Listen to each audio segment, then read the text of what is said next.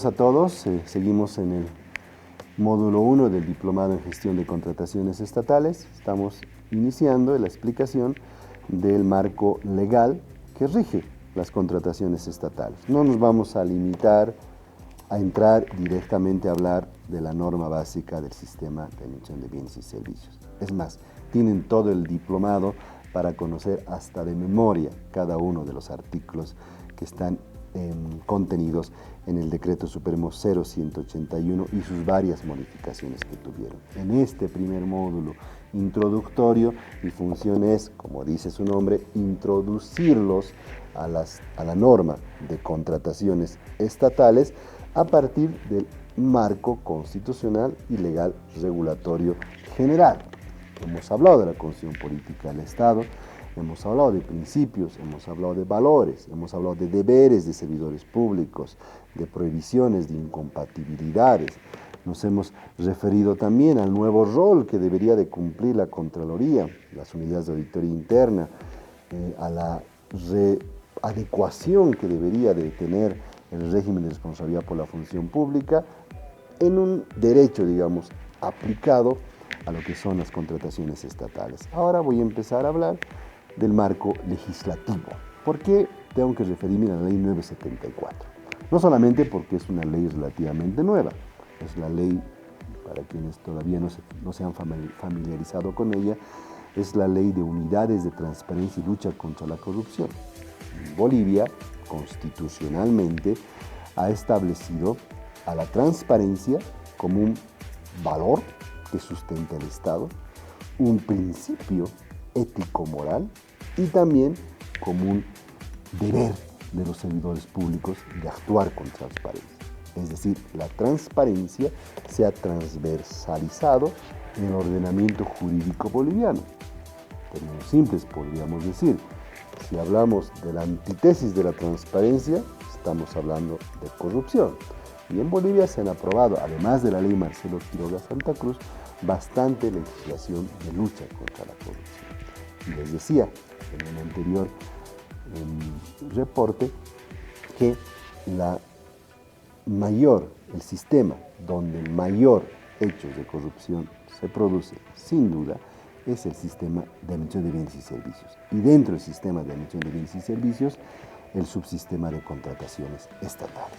Es importante que en ese marco legislativo, constitucional además, de privilegiar la transparencia y luchar contra hechos de corrupción, tengamos que citar a la ley 974, puesto que la ley 974 trajo cambios también legislativos importantes.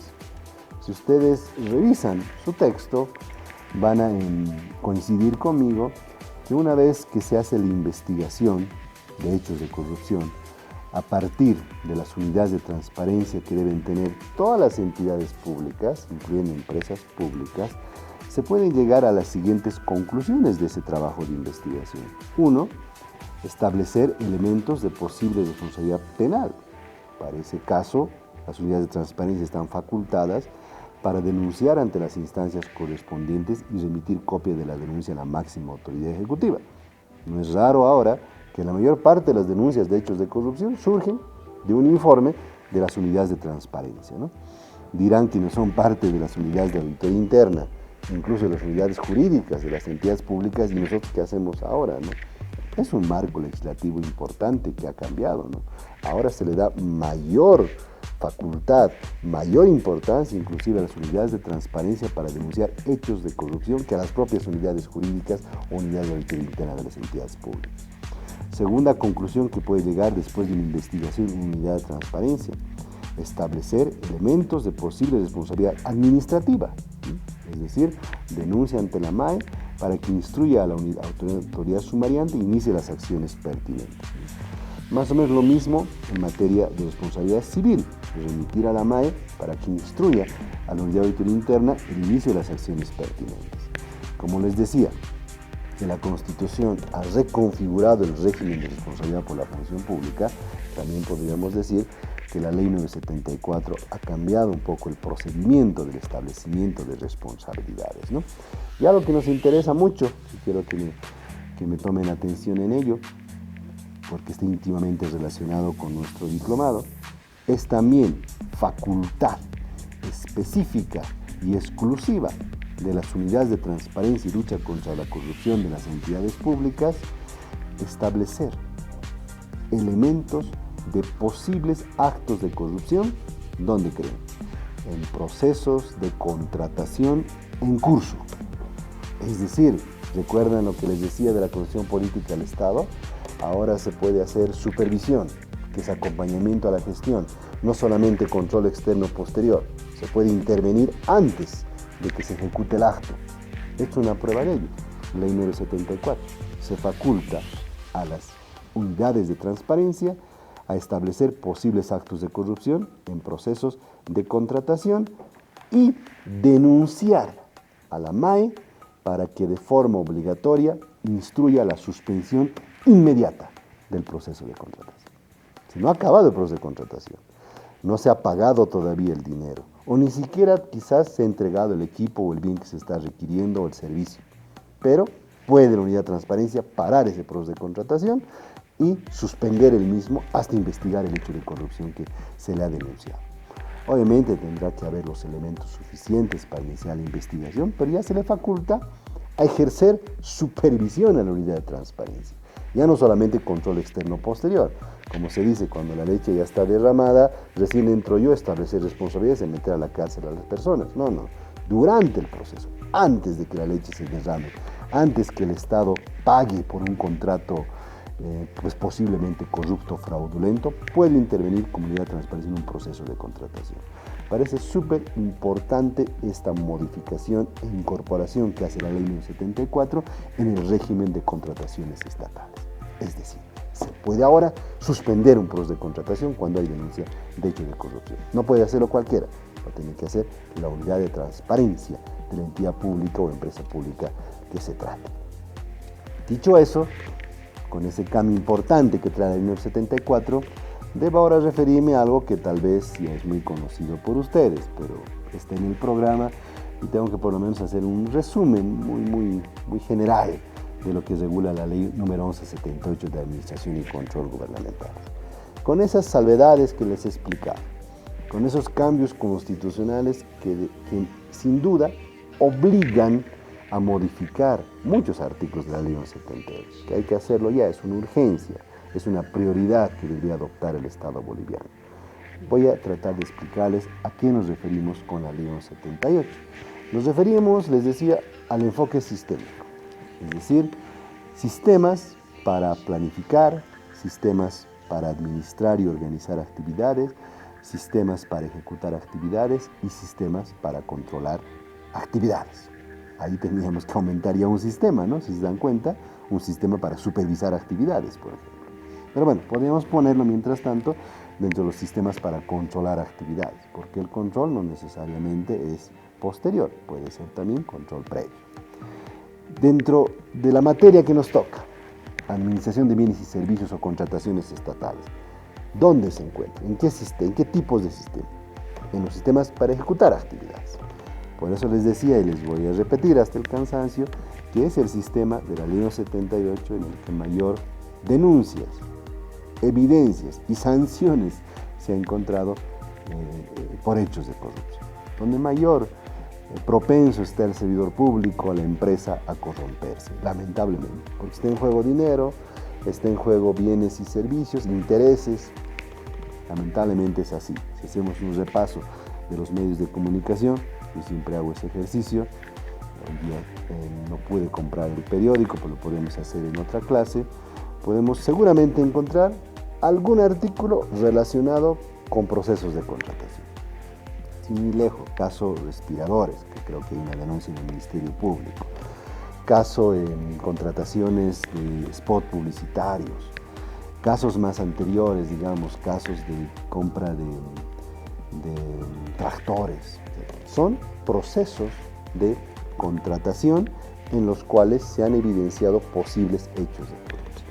El sistema de administración de bienes y servicios y con él el subsistema de contrataciones estatales es el sistema donde mayor cantidad de hechos de corrupción podemos observar. Pero no solamente está este sistema, que es un sistema para ejecutar. Para que este sistema funcione, debe coexistir con otros sistemas. Solamente para recordar, el sistema de programación de operaciones, el sistema de presupuesto, el sistema de organización administrativa, sistema de admisión de personal, sistema de tesorería y crédito público, sistema de contabilidad gubernamental integrada, sistema de control gubernamental y además, a la par, y diríamos por encima de ello, en el diseño de políticas públicas, el sistema de planificación integral del Estado. No vamos a referirnos a todos los sistemas, en qué consiste, cuál es su objeto y demás, pero sí tenemos que mencionar que la única forma de que el sistema de admisión de bienes y servicios funcione es con la coexistencia de los otros sistemas. Es decir, si no está como política pública, por ejemplo, el derecho constitucional y fundamental a la salud, ¿para qué vamos a comprar equipos médicos, insumos médicos? Tiene que estar en el sistema, inscrito en el sistema de planificación integral del Estado. Yendo un poquito más abajo, ya no tanto a la planificación de largo y de mediano plazo, sino de corto plazo. Tiene que estar en el POA. Para comprar, tengo que programar esa compra. Tiene que haber presupuesto. Sin plata no puedo comprar. Sistema de presupuesto. Tengo que tener una estructura que compre. Una unidad de solicitante, una unidad de contrataciones, una unidad de activos fijos. Sistema de organización administrativa. Tiene que haber gente que ocupe cargos. Sistema de administración de personal. Tiene que haber alguien que esté realizando el pago. Sistema de tesorería y crédito público. Tiene que haber alguien que después otorgue transparencia a esa contratación. Sistema de contabilidad integrada. Poner en papeles, evidencias que se ha hecho una contratación correctamente.